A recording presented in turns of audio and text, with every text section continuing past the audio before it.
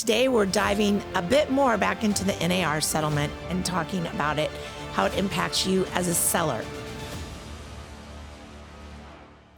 Welcome back to Really Mary. Today, we're diving a bit more back into the NAR settlement and talking about it, how it impacts you as a seller.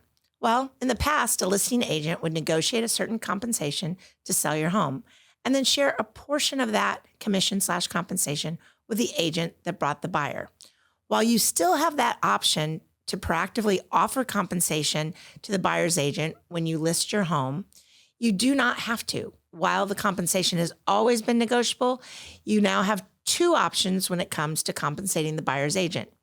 In your listing agreement, you can choose an amount of compensation to offer the buyer's agent or choose not to offer any compensation.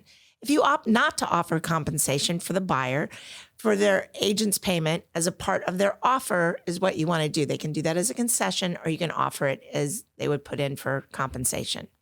Both of these options offer pros and cons, and your agent can help you decide which one is right for you. These changes are designed to create more transparency and control for both parties, you and the buyer. So in short, the NAR settlement ensures greater clarity and options whether you're buying or selling. And here at the Bartos Group, we're here to help you and guide you in that journey. If you still have questions, or more importantly, we can come and interview for that very important job of selling your home. We should and do want to give you the experience that you deserve.